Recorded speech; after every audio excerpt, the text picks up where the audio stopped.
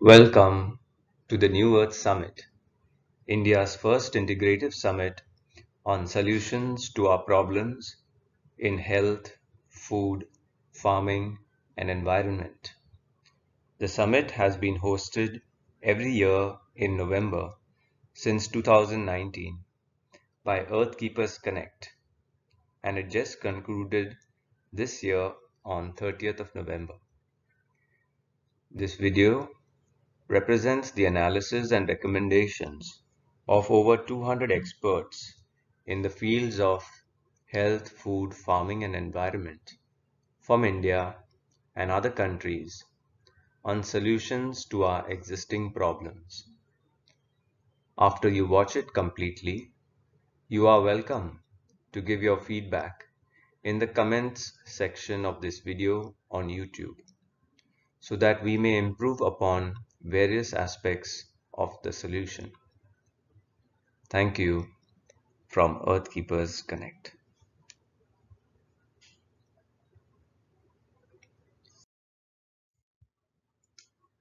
This is where we are in the world today, saddled with 17 big problems that even such large organizations as the United Nations have not been able to solve as yet. And that is why they are asking people across the world to help with the Sustainable Development Goals. The question is, how did we land up with all of these problems? And so for that, we have to go to an earlier time when they did not exist, and then figure out how they came into the system. So here is where we can start, whether it is 1,000 years back or 2,000 or 4,000 or 10,000 years back, when we had isolated communities of people who we now call indigenous, meaning local to the land or to that continent. People who look different by way of their color or their costumes or the way they built their homes, made their food, had their arts and culture and spiritual philosophies. Most often they always lived next to water bodies like the sea or the river or a lake, and sometimes in the forest where they use groundwater by digging wells. Now, an important thing to note is they lived a very natural and organic life, meaning using things in a very organic way or making natural products, and that they got from their local land itself in a form of what we call local asset-based community development. And they were all self-sufficient and did not even need to collaborate to live their own individual cultures and life.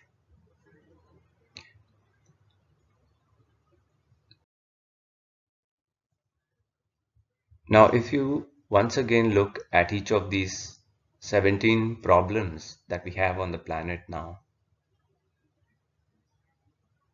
did they ever exist in any one of those indigenous communities? Just go through every one of these problems and you will see that none of them existed at that time in any of these communities. Maybe a little bit of hunger, but that would have come from famine or some ecological disaster or a lack of water, and the communities that survived them continued. So what brings all of this so present in the world today in almost every village, city, state, and country?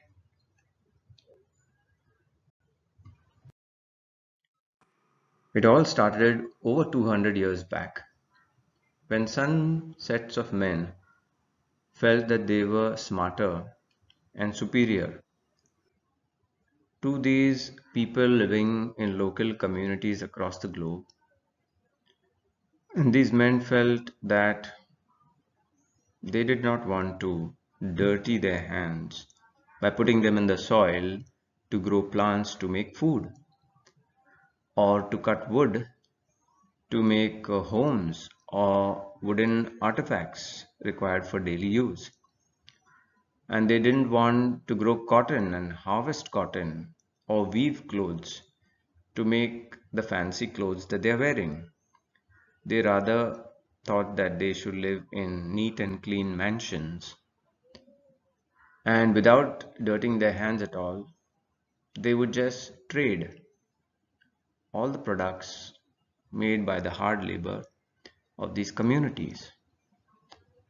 And though the communities were self-sufficient, they realized to sell you also need to market something. And that's where the whole marketing philosophy came, where goods were marketed and branded in such a way to other communities so that they would buy them. And that's how the whole investing and trading model started being built up by these people. And it was understood that if you traveled to a place and sold your goods there, you would obviously get a barter in return. And quite some time back, gold was the common precious asset where people used to sell and get gold in return.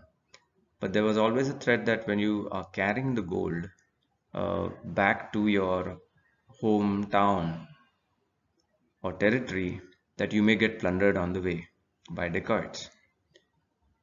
So one set of such men with a family name Rothschilds, and also later became popular as the central banking system uh, of the Rothschild family. They were brothers who lived in different continents. So they convinced these traders that if you have sold in this continent or this territory, you can deposit your gold with us and travel back to your home territory where another of the brothers was living, and he would give them currency or an IOU note or a debt note which represented equal value for that gold. So that seemed to be a nice idea for these people who traveled and traded, and that's how paper money came into the system. And from that period till now, this system has got so corrupted that the banks just decide to print how much ever money they want, even without the backing of gold. So that's what we know today in the modern world as the fake fiat currency. So during this time, for the sake of travel and trade and packaging and you know transporting things, the entire machine industry and the industrial revolution began. So, of course, all these machines on the left hand side were all made from minerals that were came from digging holes in the earth.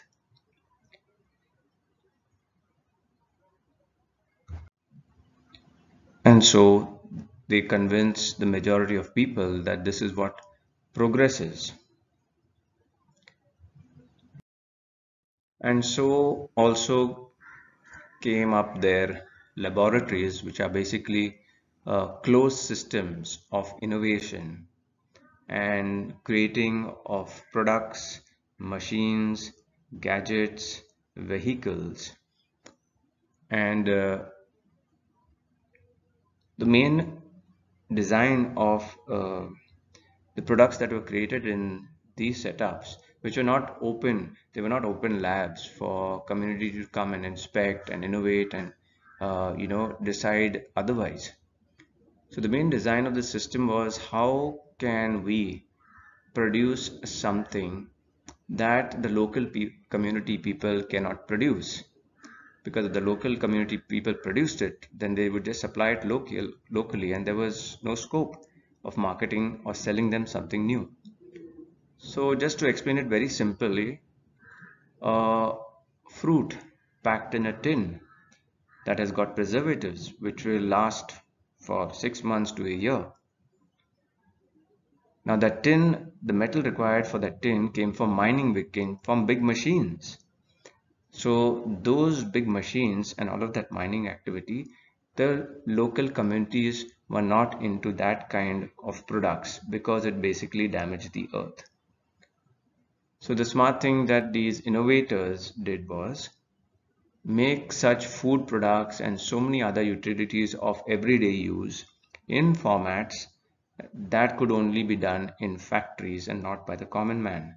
So what that ensured was a bigger and bigger money flow into the hands of these investors, traders, and so-called modern innovators. What else could you expect from people whose mindset basically started with investment and making money for themselves? So this entire system that was designed, that was what was taught in these structures called universities. And it was easy to make the universities by these sets of people because they had all the money. And through these education systems, they kept on propagating this version of innovation throughout the world. And it's been a long time since then, and we land into the current world that we live in, where these modern cities, all that has come up, all that they have been constructed from, has come from making proportional holes in the earth. So you have the excavation of minerals, of glass, of plastic, of crude oil, and all the products of plastic that come from crude oil. So this is where we live in now, where it is very congested, where there's a lot of stress and there is no nature surrounding the place. These are the modern cities where people are living in air conditioning, that is unnatural air, where they do not get sunlight, so they lack in vitamin D. They are, as you can see, there's no fresh food around this place because there is no farming land over here. So they are compelled to eat manufactured foods that are coming in these packaged containers from other locations. So there is a lot of sickness also in these communities. Even the water that is supplied to these communities is not natural water. It is treated by chemicals such as chlorine. Now the question is, how do you get so many people in a concentrated place, and how can you supply the most basic necessary things for them in life? And one of those necessary things in life on a daily basis that is required by every human being is water. So it became a necessary part of the model to create these dams all across the world where there were free-flowing rivers that were going downstream. So the dams were built and the water was choked up because this water had to be piped and fed to all of these concentrated cities across the globe. Now you can already see on the right hand side the negative aspects of dams. But one of the main things that needs to be highlighted is, as the water started getting choked up and not going downstream, the earlier civilizations who were living in villages across those rivers flowing down, their water started drying up. And so their crops started getting lesser and lesser. So their food became less, and all the products from plants became less. So the products and services also came down. Poverty came across in due course of time, and fin finally you had drought in the land, no products and services available, no jobs. So all of these people had to forcibly migrate to these cities because there were jobs and products and services made by that machine called modern civilization.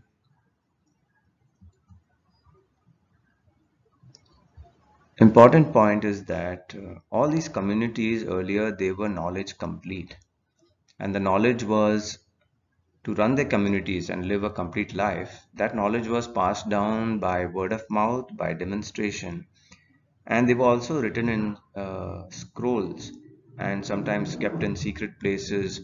If there was any devastation to the community, it could be revived later.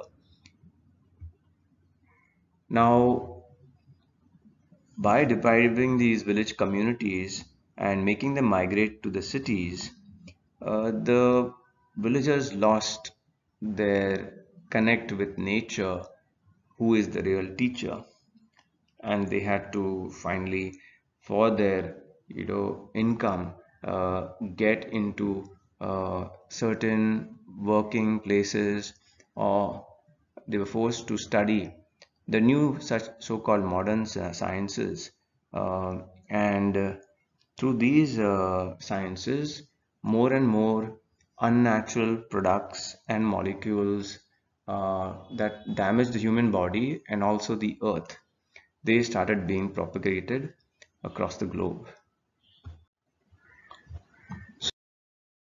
So, over the decades, this money flow system built this pyramid of all the working class at the bottom of the pyramid who do the daily work with their own hands. Then the class above them who do not really work or toil or sweat with their own hands to make products and services, but they just manage companies, manage resources, and manage the banking systems.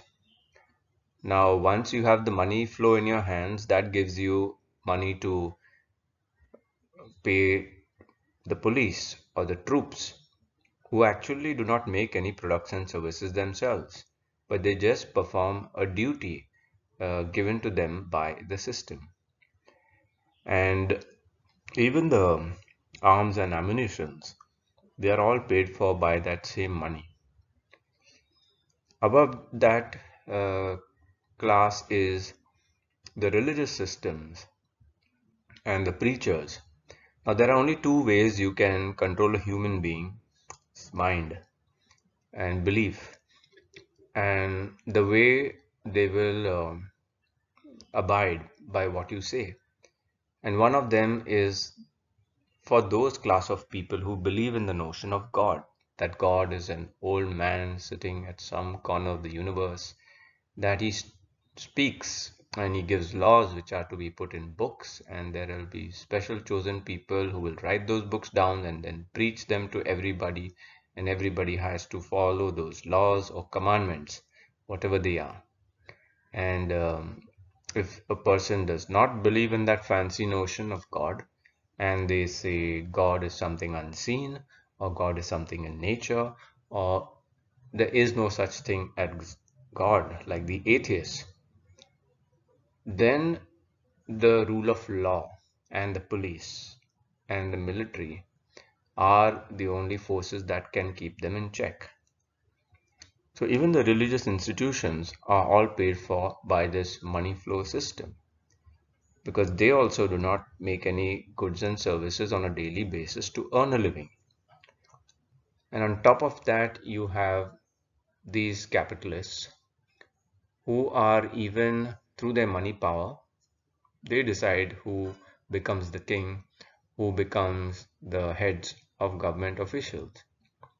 And the whole thing is run on top by money. So what is so who is a capitalist? A person who uses their wealth to invest in trade and industry for profit in accordance with the principles of capitalism. The first question to ask is, from where did they get their wealth to invest? As explained earlier, it all came from their system design of just marketing, investing, and trading. So, what are these principles of capitalism? An economic and political system in which a country's trade and industry are controlled by private owners for their own profit rather than for the profit of the state. So, what is the state? A body of representatives created by the people's majority vote for the management of the people's common resources and for the people's benefit.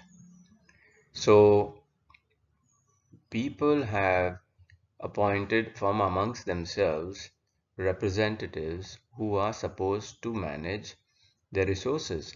And whether you go by common law, natural law, or universal law, it says that all the resources of a land belong to the indigenous people, that is, the people who were originally there on the land, simply because there was nobody there on that land earlier than them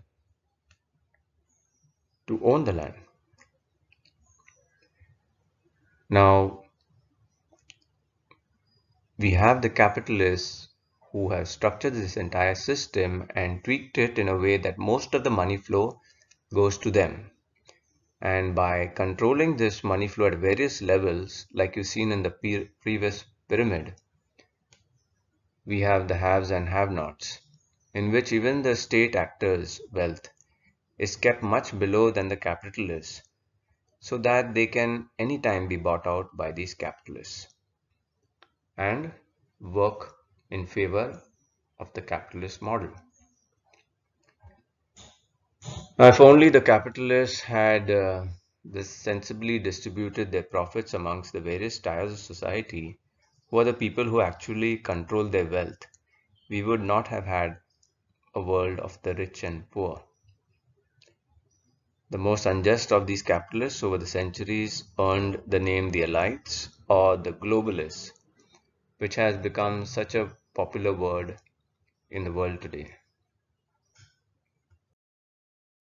So we find ourselves in such a built-up world today where there is so much of congestion and stress and pollution and people in what is called the rat race, meaning that every day they have to work and do the job given to them in this system. Otherwise, they will not get their own food and their own water, because in this place you cannot make your own food and water. And there are so many other negatives of this system, even the sewage system that goes into the drainage and finally into the rivers and into the seas. It damages sea life and even the marine plankton, which create about 70% of oxygen on this planet. So besides creating a lot of health problems for people, this structure, besides taking out all the minerals and all the non-renewable resources from the planet, it is also damaging the marine life and the oxygen on this planet.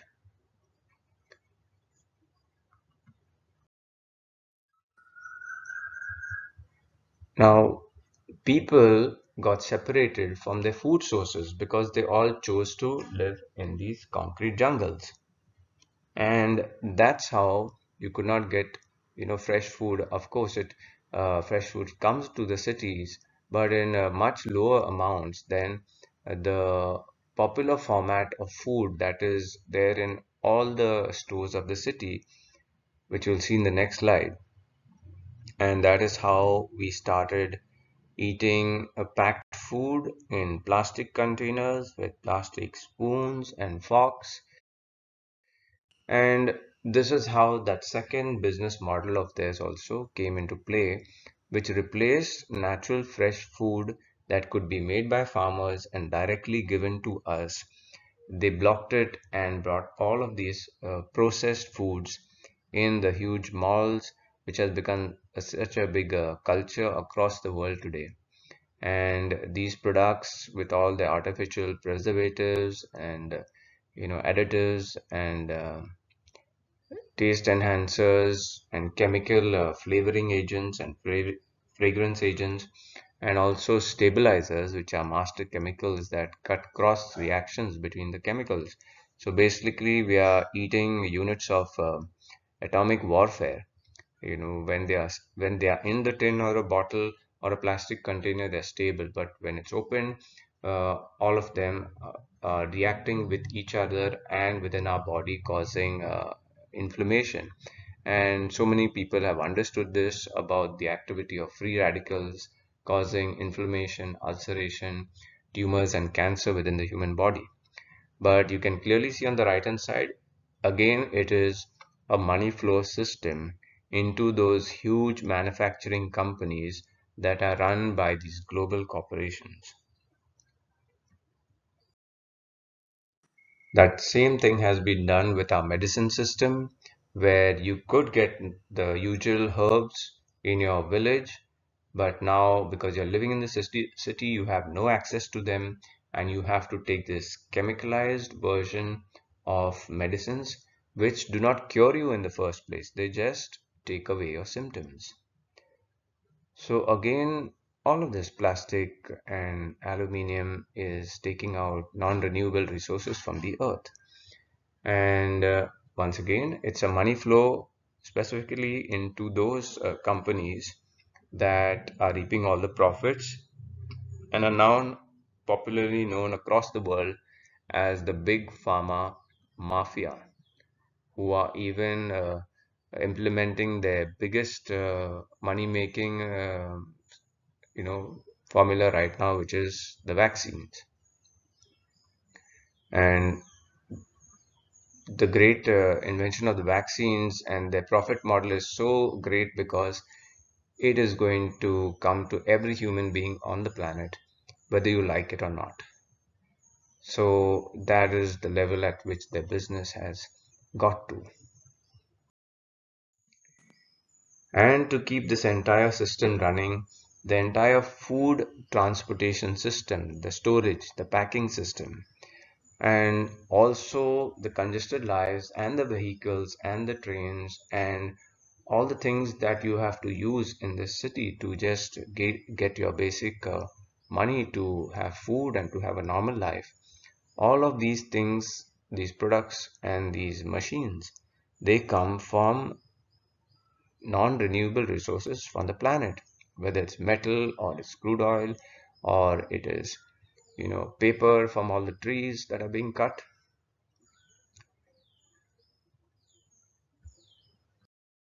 That's how in the cities with this artificial life and with artificial foods and with a lot of stress and pollution, we have the maximum number of sick people only in these congested cities.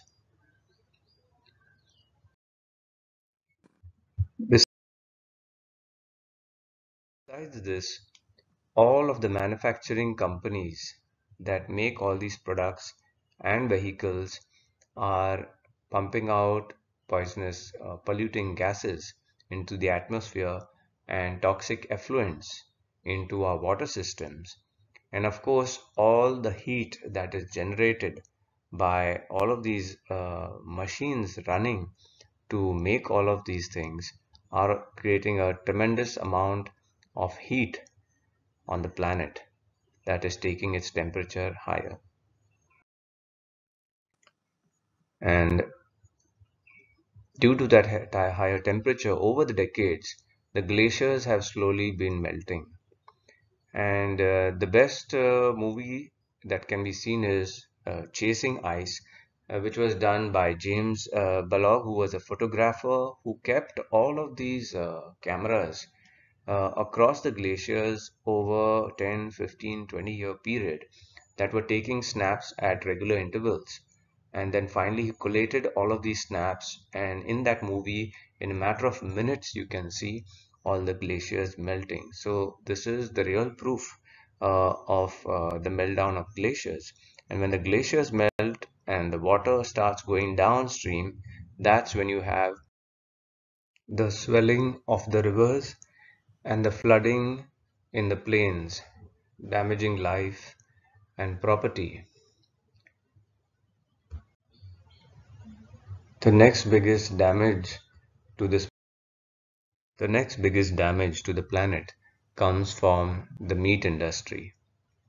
And as you can see, it occupies about 2 football fields of land that are used to feed animals just to provide food for one person in a year. But if you switch to a plant-based diet, 14 people can be fed by the same amount of land. So the ratio of land that we are occupying to feed meat eaters is 14 times more. And as shown in the picture below, it takes about 15 billion football fields of land could be returned back to forests. That much more greenery, that much more oxygen for everyone on the planet. Now, this meat eating philosophy is propagated by those corporations who benefit from the business of meat and milk and eggs. And these are the same corporations that fund those universities and studies and labs that do this test, for example, that is checking your blood to look for nutritional deficiencies. And what they try to project is that a vegetarian or a vegan diet is deficient of nutrients. Now, one of the reasons there are deficiencies in food is primarily because people are not eating natural food in all of these cities. They are eating packaged and processed foods that are dead and have got a lot of toxicities. Then the other reason is that even the gut microbiome is not healthy for to be able to convert the nutrients into food, because you are having in the cities piped water which is treated by chemicals, having no natural bacteria of its own, like the bacteria found in brooks and streams and wells in the villages. The third factor is that in the cities, people get hardly any fresh food that has not got chemicals in it. So to clean the chemicals, they will clean it in vinegar water or salt water or light dose of potassium permanganate, which also kills all the healthy bacteria on them, if any were present. The fourth factor is people don't get enough sun in these cities, so they will lack in vitamin D as well. The fifth factor is that even if people get fresh foods, uh, they are grown on minerally deficient soils. So obviously, that the plant-based food that they will get in the cities will not have enough of the nutrients, and there will be deficiencies. So these are the things that we have to correct. So when these tests find deficiencies in blood, they try to point to the direction that all these deficiencies can only be made up by meats, and some of them advise raw meat, some of them advise raw animal organs to be eaten to make up these deficiencies. But if they take this science a few steps forward and just look for any kind of meat that has the right nutritional levels, they may just land up with people. Certain people are having the right nutrients, so might as well eat the people up. This is the way, if they want to follow the science, this is where it will lead them finally. But of course, we do not eat up people because there are laws against it. And at one time on this planet, of course, there were no laws. So even cannibalism was allowed in certain communities. So this is not deep science. The deep science is for these researchers to understand what did the vegetarian animal eat to get all those nutrients in its body. So that is why the saying goes that, you know, do not eat your teachers, because the animals, the vegetarian animals, are the ones that are doing the science right. And that is what we actually have to learn. Basic facts. All food on this planet is made by plants. Yes, it is only plants who have the capacity of taking in the five elements. That is the elements of earth from the soil, the element of water from the soil, then that's both are from Mother Earth, then from Father Sky they take the sun element and the space element, and the air element is of course a combination of oxygen made by plants. It is vapors that go up into the air from the sea or the rivers. So it's a combination of Father Sky and Mother Earth. So it is plants who collect all of these five elements, and through photosynthesis they make the entire plant body, and that has been the food for all animals and reptiles and even small creatures on this planet. It's only the non-vegetarian animals who eat the vegetarian animals that get their nutrition. But still, the vegetarian animals, they were made by plants. And this is a scientific statement that most people will be shocked to read. But if you understand it deeper, this is a fact. If plants did not do their work, none of us would be there. None of the animals or reptiles or even birds would be there, or even the fish in the sea. Even they have got a chain of vegetarian fish and then the non-vegetarian fish prey upon them. So the real nutritionist is the one who has completed their studies a full circle in nutrition. That is understanding how nutrients are created in the soil, how they move from the soil into the plant body, how they move from the plant body into the animal bodies, and in the raw form. And the more human beings start cooking food, the lesser they will get of real nutrients and healthy probiotic bacteria for their gut microbiome to function properly so that it can break down and assimilate and convert nutrients to supply to the human body. This next fact about our food is so massive that it will change the way we live on this planet from now on. Very simply, where do more plants for food grow? Obviously, in places where there's more sunlight. And as you move away from the equator, you have lesser and lesser sun and therefore lesser and lesser plants for food. So you automatically become a meat eater as you move away from the equator. Yes, there are vegetarians in cold countries where the sunlight is only there for about 2 months or 1 month, but their daily food supply of plant foods comes through the food supply chain where the foods are grown in places where there is more sunlight.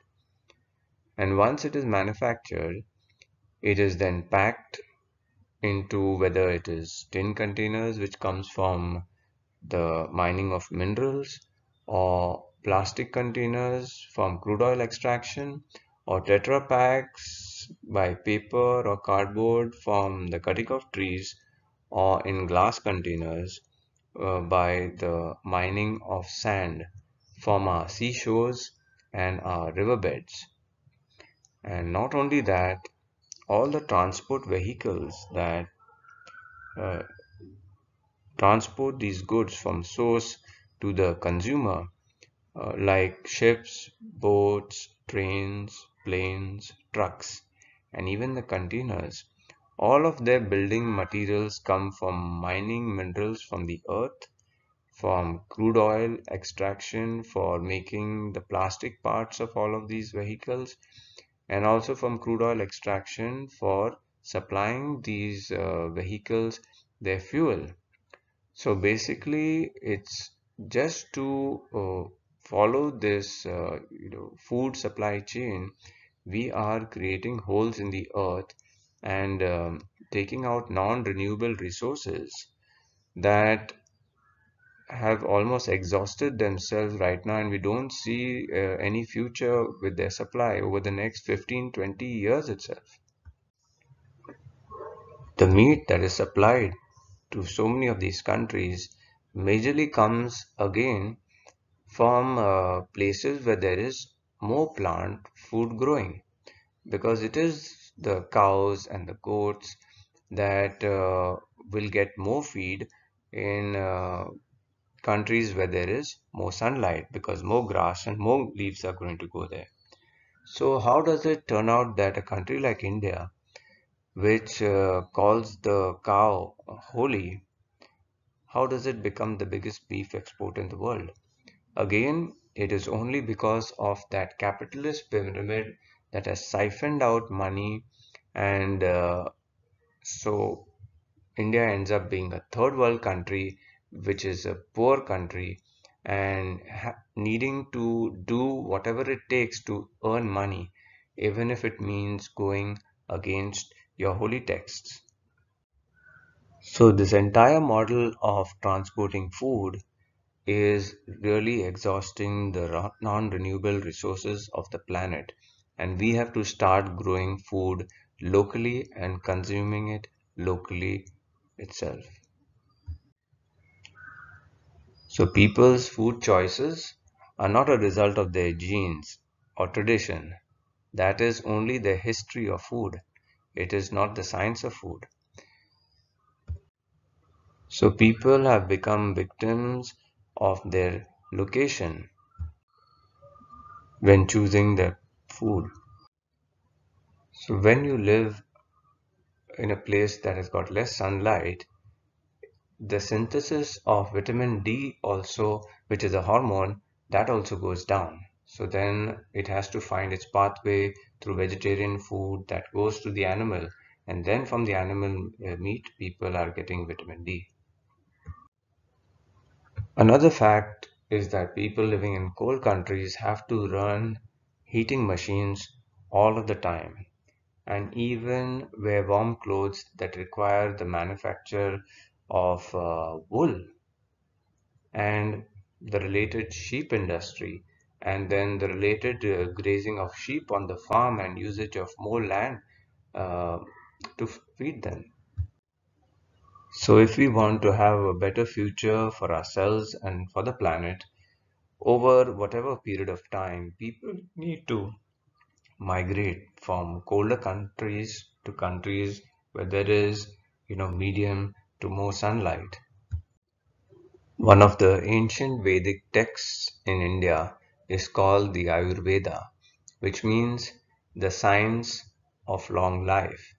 And it includes within the science that you will have a long life if you have a healthy life in the first place.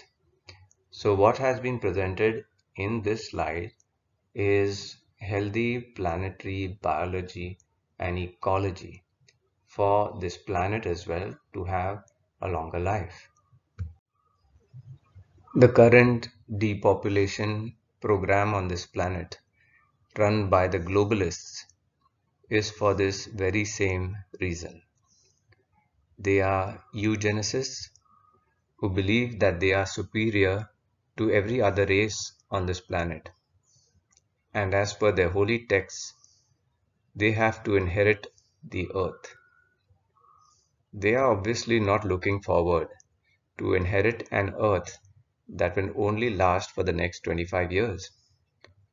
So they have embarked upon their program to clean up the earth of excess people all across it, who in their minds are useless consumers using up the resources of this planet so that they can repopulate their kind of people only in places and formats that give them and this planet a longer life. The question is, will people relocate on their own and stop damaging this planet and inherit a good earth that they work for themselves? Or will they allow the globalists to wipe them out and inherit the earth? So, this long food supply chain is the thing that is damaging the earth.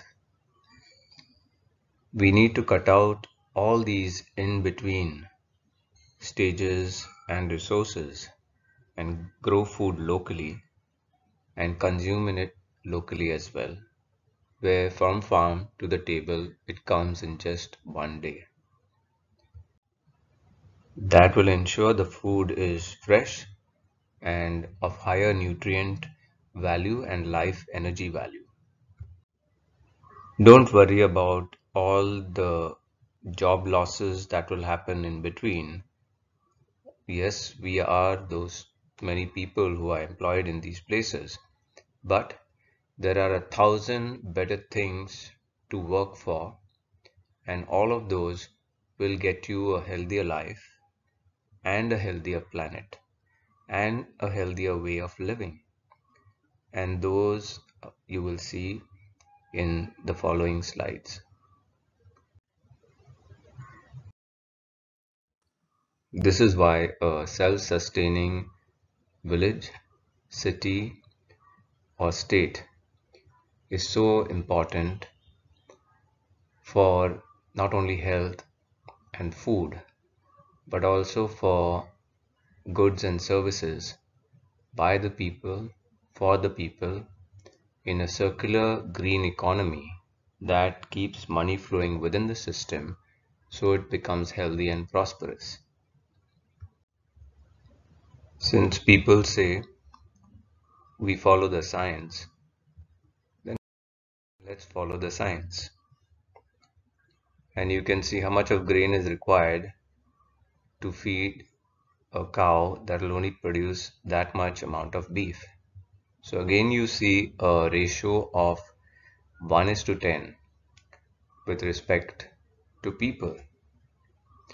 That means it takes only that amount of plant-based food to feed 10 plant-based food people as compared to a meat eater. This is a shocking statistic that most people have not understood as yet. And that's why we have a water crisis on this planet. And the next war is said is going to be fought on water.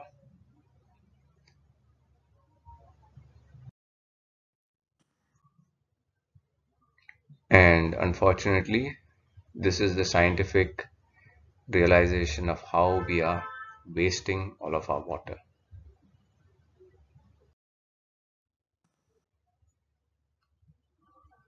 So much of the land also goes to feed all of the animal meats.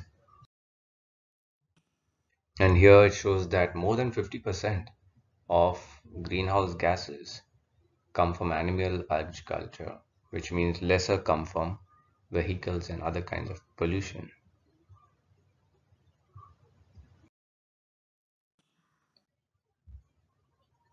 So the statistics are pretty clear of what should be one's choice, not only for the planet ecology, but also for better health, and that topic has been covered in the wellness section of the New Earth Summit all the 3 years. So please watch all of the videos on thenewearthsummit.com. So here we have arrived at the end of the first lesson, where all the previous slides have contributed to the manifestation of these 17 massive problems on the planet, which all come from the capitalist development model of money control, monopolistic and restrictive trade practices, and the propagation of damaging sciences through unscientific universities and institutions. They've made such a grand show of it once more and have got us once again into participating in their development model for their benefit. And it remains to be seen if we can smartly do all of this for the benefit of people and for the planet.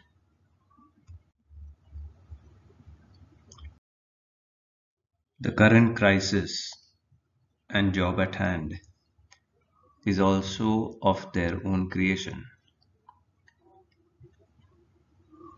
But a keen observer will notice this, that there is no pandemic happening in the jungles of the indigenous tribes from where this coronavirus is supposed to have emerged. So the realization is very clear that it is only in the system designed by the capitalists that a pandemic exists. And in the old natural system, there is no such thing happening. While once again, they again have a business model that only serves them and their organization and related companies. Still, people across the world are seeing that better solutions are coming from natural health systems. And all of these systems are decentralized systems in local areas and not a product of any central control system. And the better thing is that they are all giving people higher immunity and curing them in the right way. But all the options of the capitalists are only damaging people's bodies, their blood, and causing injuries and death. For the first year of the pandemic, the death rate was even lesser than the previous years, which was actually showing that there was no pandemic. But with the increase of all these instruments that have been put out by the big pharma mafia, the vaccine mafia, the World Health Organization, and the CDC, which are all instruments of the globalists and the elites, each of these have brought down the immunity of the human body and making people sicker and sicker by the day. So, masks, sanitizers, PCR tests, vaccines, social distancing, lockdowns, lack of exercise, and stress are all direct instruments of control. And then further toxicity is coming through chemtrails, which is spraying off aluminum components in the air, which are the same components that are there in the nasal swabs, in the vaccines, to make the body more electrically conductive, which is also connected to the technology of the 5G field that is being built all across the planet. So toxic air through all of the pollutions and through these chemtrails, the toxic soil from all the years of chemical fertilizers, toxic chemical fertilizers and pesticides, genetically modified seeds and organisms, and of course toxic body products and processed foods. And lastly, electromagnetic fields that have been propagated more and more in living spaces. And the current scientific studies all across the world, which are showing that 5G radiation is directly connected and causing uh, the COVID symptoms, as well as the HARP machine, which is actually designed as a diagnostic machine or machine that is doing tests of the ionosphere of the Earth.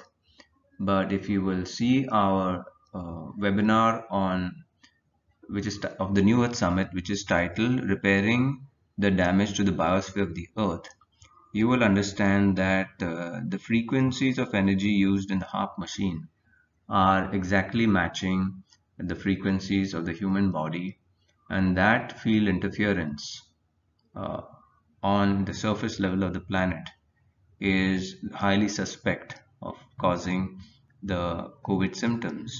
And definitely in every country, an investigative committee has to be set up to verify how much of damage that is causing, not only to human beings but also to the flora and fauna of this planet. The details of all of these uh, aspects of damage you will find on the Awaken India Movement website, which is awakenindiamovement.com. Please download these two documents, The Truth of the Scamdemic and Scientific Evidence of the Plandemic. It explains all of the reasons why people are experiencing COVID symptoms and also how they need to deal with it and come back to a happier life and healthier life. Now, who is going to fix all of these problems? It is definitely not the people who are in power right now, who have, in a coordinated effort, managed to get the world to this miserable state. It is for people who are well researched and who love the earth and who know the natural sciences. They have to come together in every village, city, and state and start bringing their sciences together to repair all of this damage and create better systems and solutions.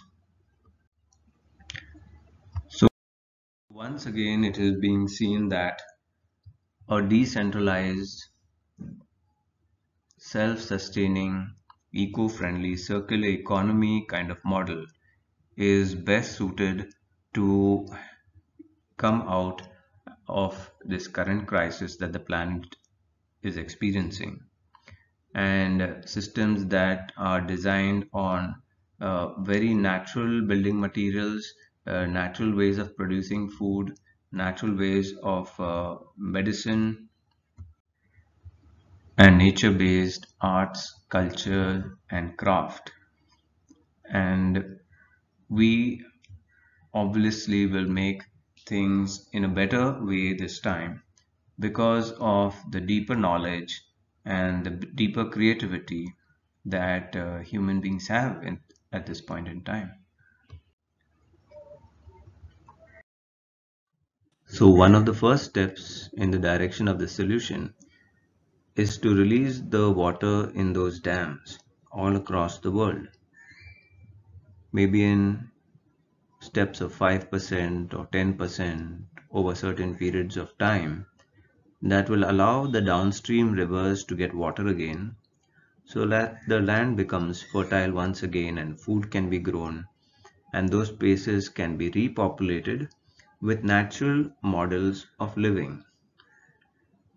The good advantage that it gives for those crowded metro cities is that it decongests that city and allows those people who want to come first on grounds of too much of congestion, stress, and sickness, they can come back to the village area, which is greener and healthier.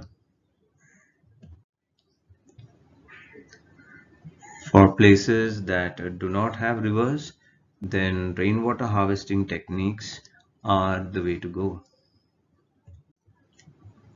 so that they bring up the water table and create water bodies like ponds and lakes.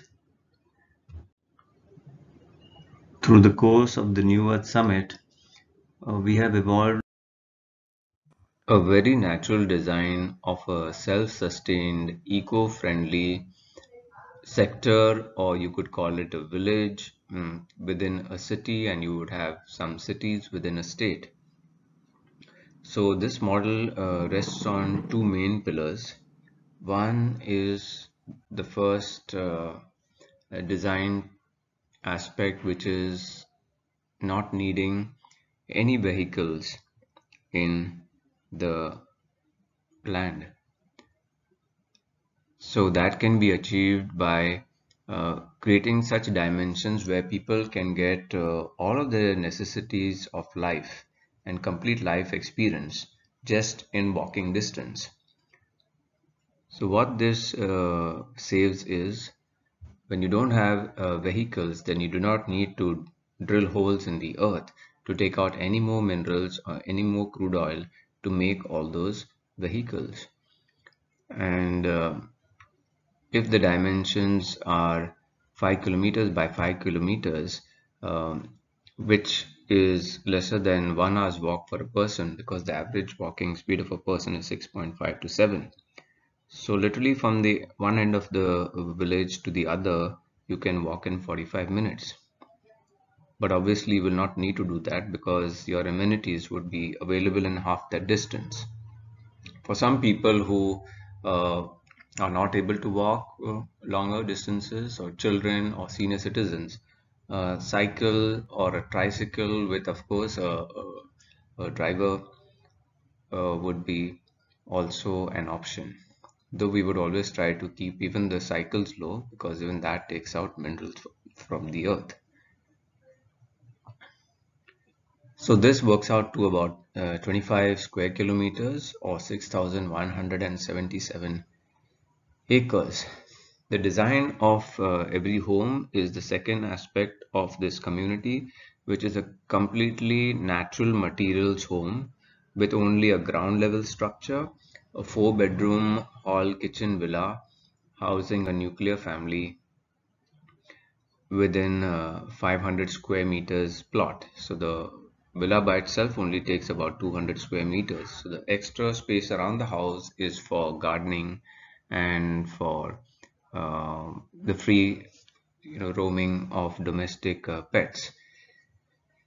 Now this is something that has been literally everybody's dream, that they would really like to live in a villa that is out in nature and have their neighbors at a little bit of distance but easy access. And in the community, all the villas will be spread out in this area amongst certain spaces of amenities, which will be there in the next slide.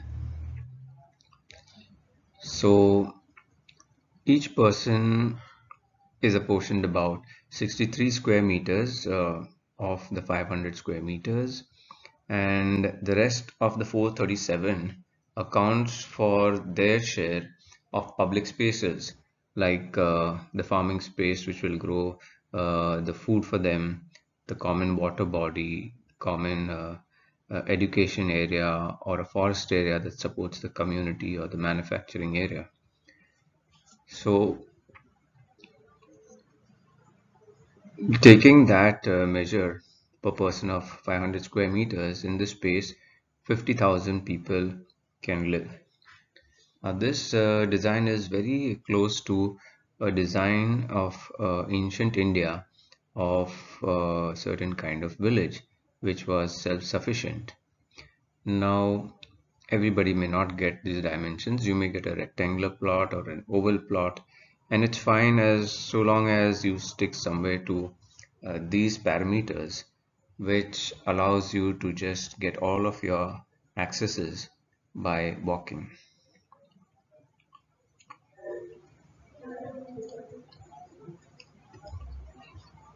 So with India having about 0.43 billion acres habitable land, it can actually, with this ground floor natural homes villa, host about 3.44 billion people. And India is only hosting half of that population right now. And looking at habitable land across the globe, it is very clear that this entire planet can host about 20 billion people. And the current projection by the globalists that 8 billion is too much for the planet and there needs to be a depopulation program, that is a complete lie.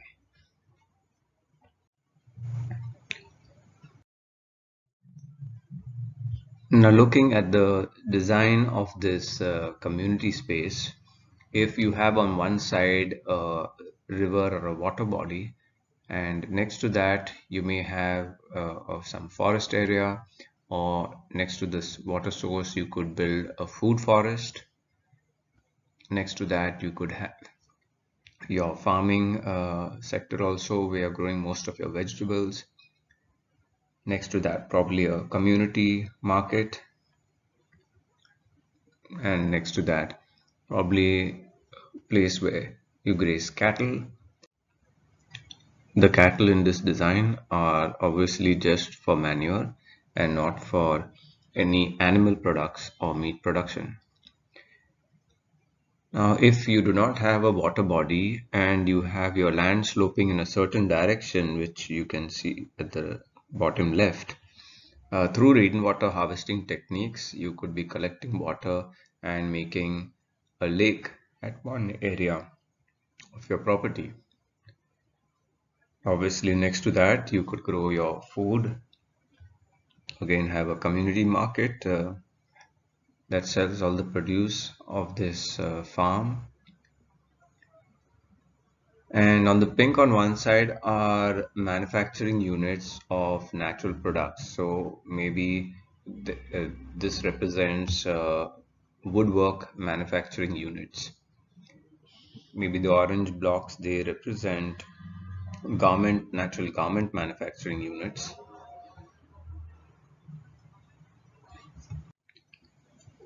On the left side, maybe food manufacturing units for those foods that need to be preserved or need to be sold to other communities. At the center, it's always a good idea to have the community hall or the space where people's energies and consciousness meet. Maybe a meditation hall as well, and a recreation center. And around that, you have various institutions, whether it's your education institution, your research institution, your workshops for different kind of tools and scientific research labs.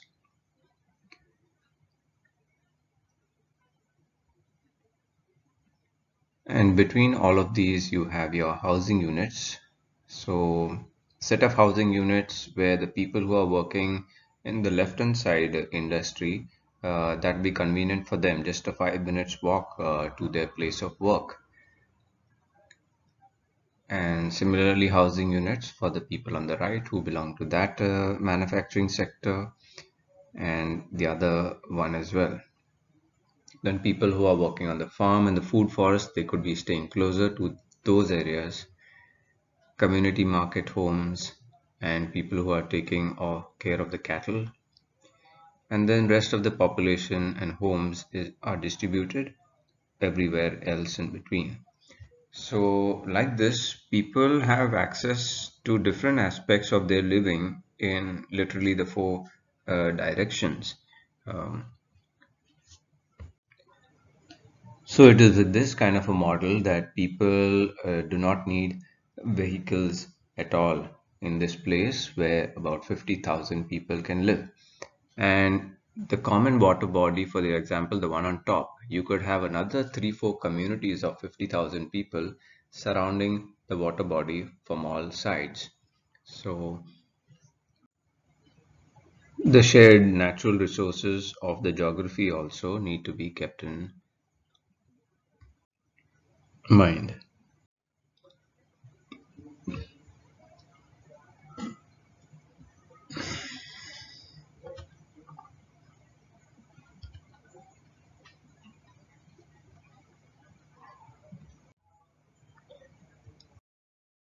So the first step of this model can be done in a complete greenfield location where there has been no construction before. So that's the model, which is a 100% natural living model made of only natural materials, where once again you can have your food security and your medicines also come back to you locally. And this is what has been presented at this in the summit: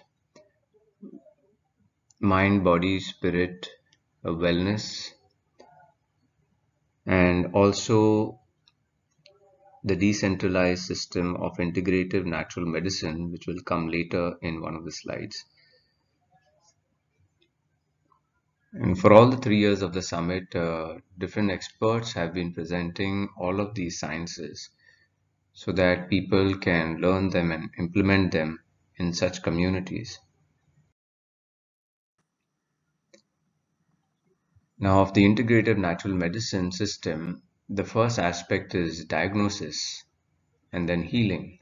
But diagnosis also happens completely for mind, body, and spirit.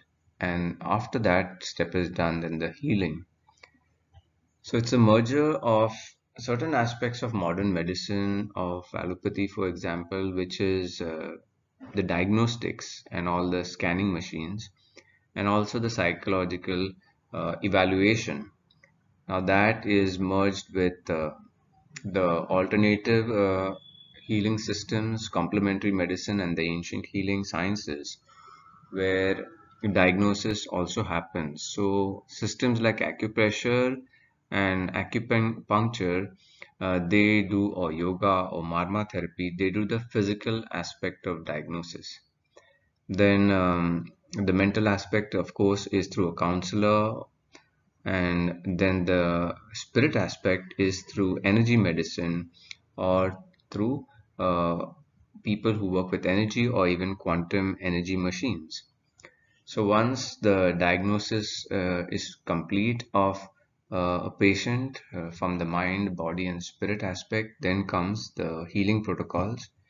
And in allopathy, it is only for acute trauma or emergency medicine, because allopathic pills do not cure any of the chronic illnesses like high BP, cholesterol, and diabetes. They only try to manage the symptoms, and in the long term, they damage other organs as well. So the positive aspects of allopathy, that is, emergency surgery or intravenous supplements for very critical cases, people who may die in a day or two, and then life support systems like oxygen and other necessities. And complementary to that is the natural medicine systems, which are all curative in nature. So physical medicine, then for the mind, counseling, therapy or process work, and for the spirit, energy medicine, whether it is Reiki, pranic healing, crystal healing, and other natural sciences. So the benefits that come out of this system is that from the merger is that allopathy helps it to be kept as evidence based diagnosis, especially for the current state of the patient, for the progress, and for the evidence of complete healing.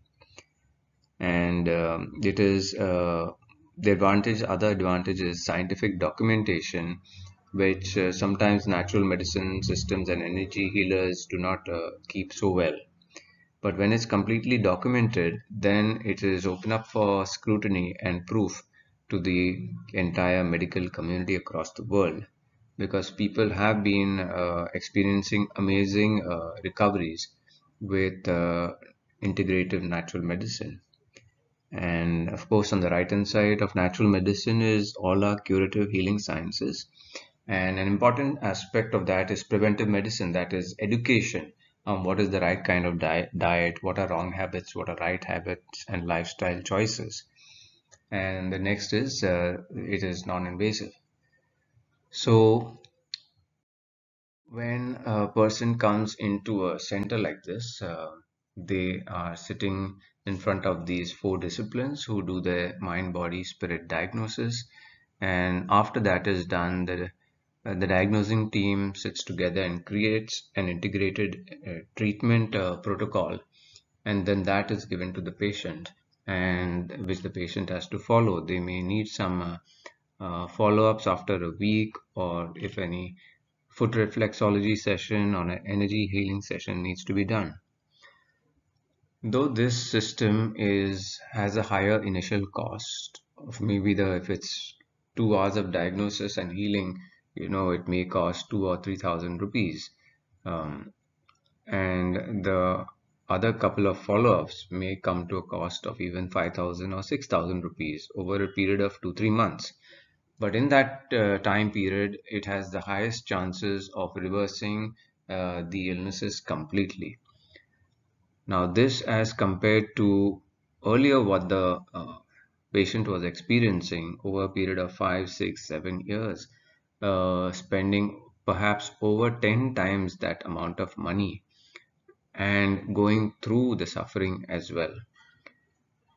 So everybody is looking for a faster healing experience at a reasonable price. And these systems are not new, they are already being practiced by people, if not at the same center, then with initial starting at a center and then cross referencing other therapists to complete this diagnosis and healing of mind, body, spirit.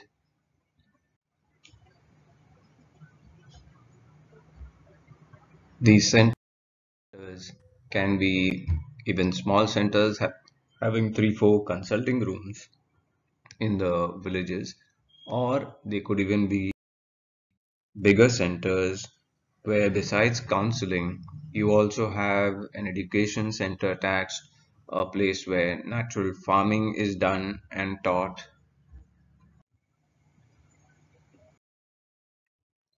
So, bigger centers are where all the natural aspects of living can be taught, whether it is growing your own food or rainwater harvesting or natural homes building. And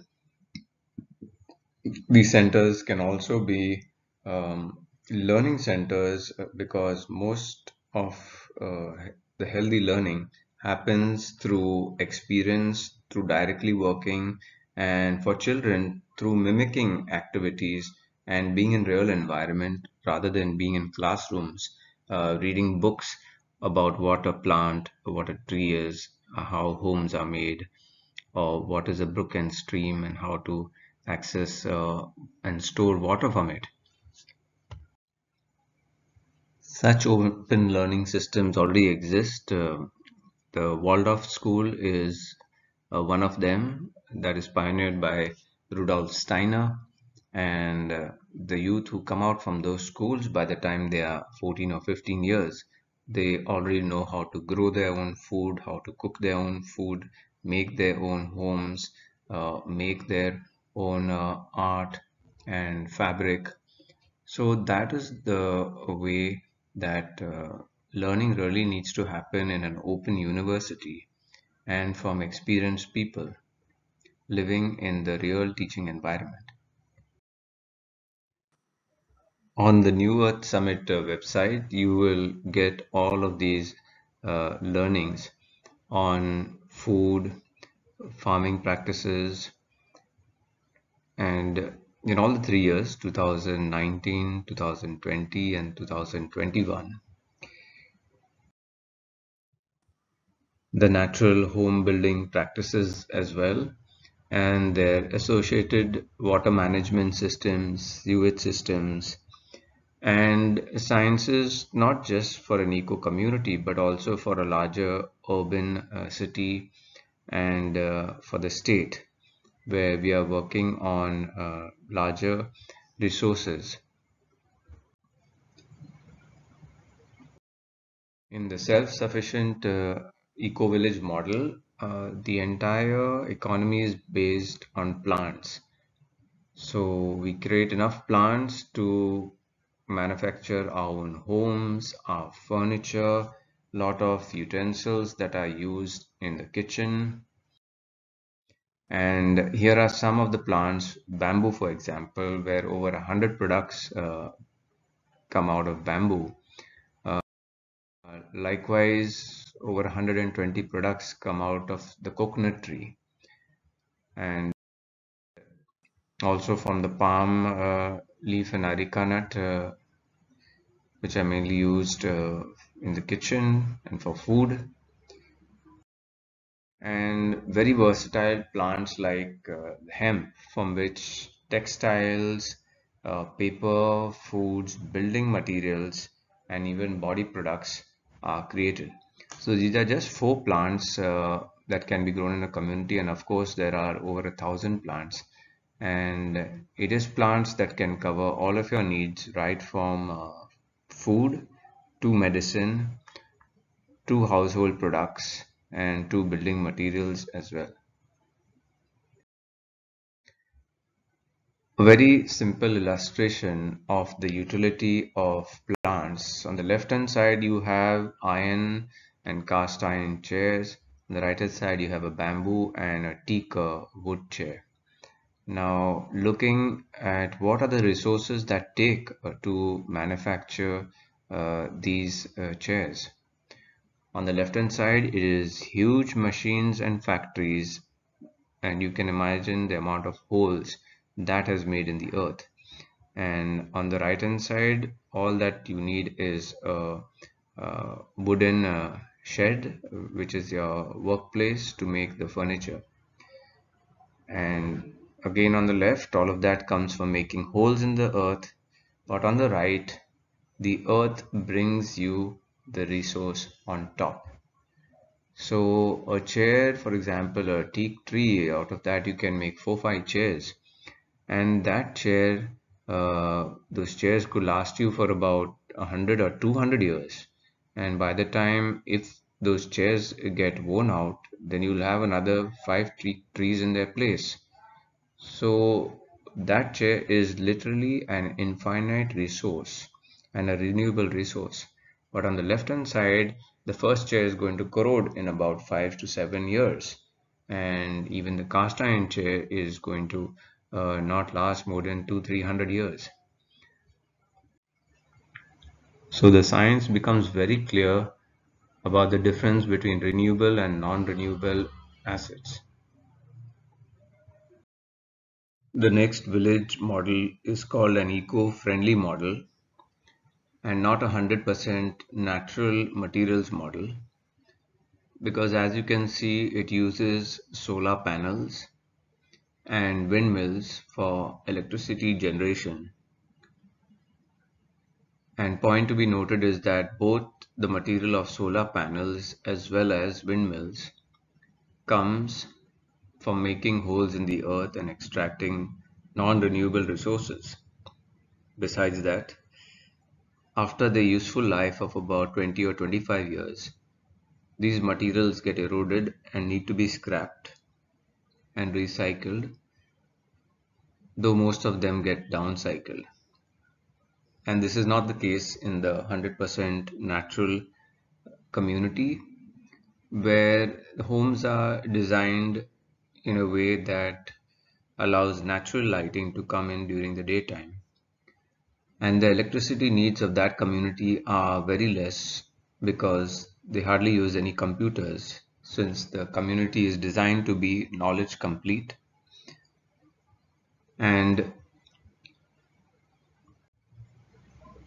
the next model is of a brownfield area where there is an existing village with natural homes as well as the newer concrete homes. But of course, the effort will be to only propagate natural homes further from this point.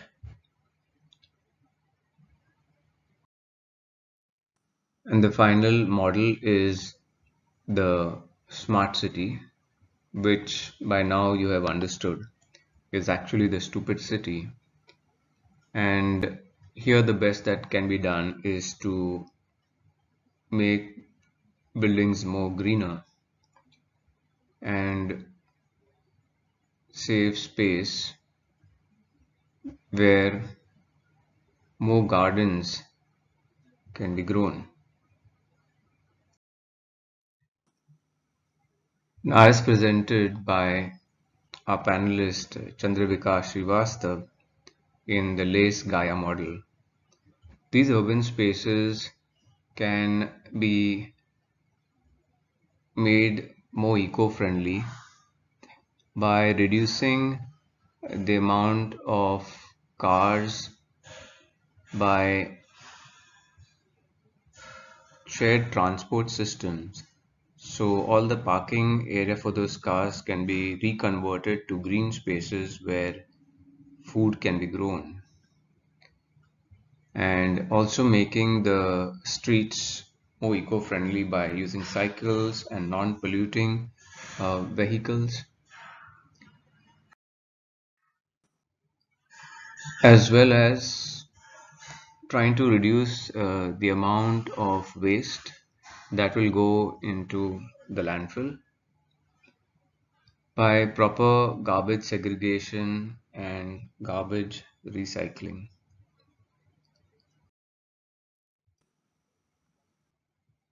and upcycling activities as well.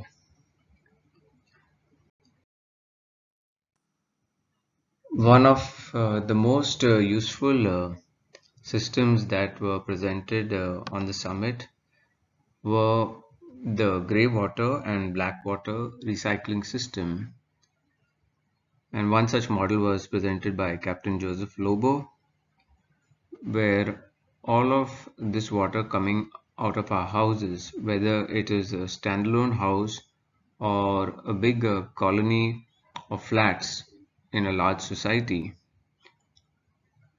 all the water that is fed to the grey water and black water is collected in this bioreactor tank, where you have bioenzymes working on it to break down all the chemicals, and through a pump this water is fed to the gardens in the property, therefore saving water to uh, for watering all of these plants. This piping system goes just 1 foot below the ground and to the root areas of all of these trees, therefore not wasting any of this recycled water. And as the plants absorb all this water does not even seep into the ground more than 2 meters to get into the water aquifer and contaminate the groundwater system. So this really saves uh, the water table and maintains a closed loop water system. And this is something that should be applied in all homes in all of the states for the conservation and the recycling of water. All of this eco-friendly transformative work is to be taken up by expert committees made of members who have domain expertise in their field and who have already been serving their village, city, or states in their capacity. And the work of the committees is to propose better green policies, green projects, to educate the people, so people cooperate in all of these areas to improve their own local communities. And besides these committees, of course, there have to be more committees like the roads committee or the energy committee to take care of all the needs of the community.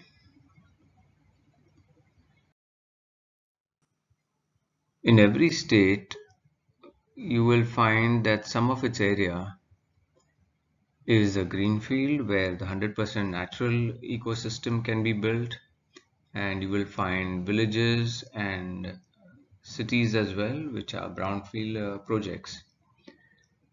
So the committees necessarily have to maintain all of these three zones in the same state, and we should not have separate committees for each type of zone, because it is only when a single committee oversees all these three zones that's when they can manage the proper migration of people from urban areas to the greenfield project areas in a phased manner.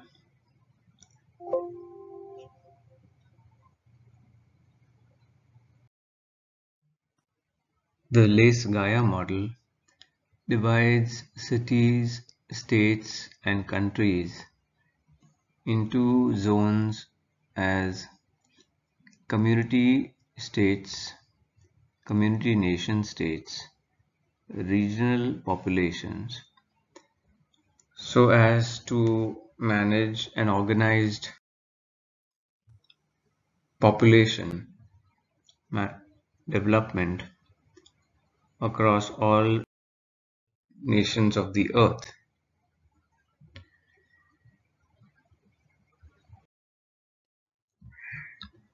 So the first step forward in implementing these solutions in every village, city, and state is to form each of those committees in every state. The committees should have the most experienced people in the state who have already proven themselves by executing projects for the benefit of the people and the state. So each committee can start with just 2-3 experienced people, and they can invite others who they feel are appropriate, who have done the right projects, who have the right credentials into the committee, and that's how it can grow.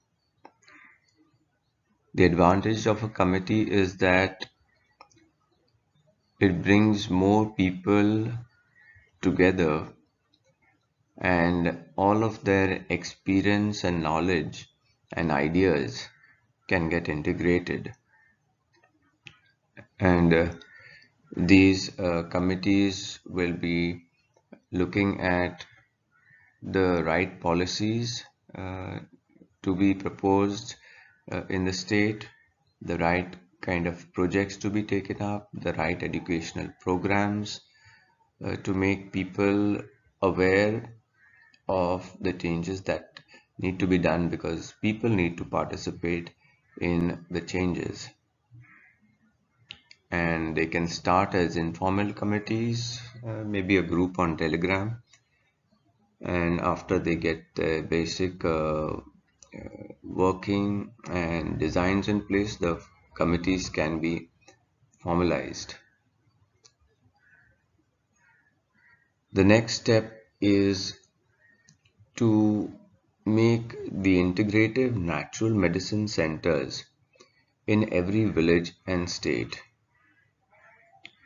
And these centers will not only be treating the people for all of their health issues and helping them to reverse their problems, they will also need to be education centers where people are taught the right nutritional sciences, the right uh,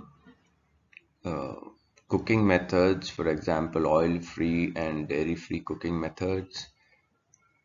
Then also how to make natural body products, how to build natural homes, how to do organic and natural farming, how to you know harvest rainwater and recycle water, garbage segregation and treatment. So all the aspects of building an eco-friendly, self-sustaining community with all of the products and services These are the sciences that need to be taught in these centers, and that education will help the cottage industry in these places, that is based on natural assets available in the community, renewable assets, for those products and services to be made. So this is literally the new version of the Gurukul system, and it will help people get more jobs and create more products and services, and build a cottage industry that will help circulate money locally to make the community healthier and more prosperous.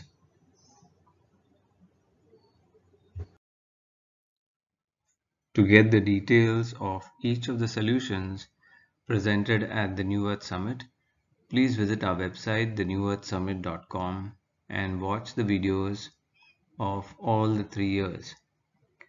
If you would like to be involved now in the setting up of the committees in your own area, please join our Telegram group, Earthkeepers Connect.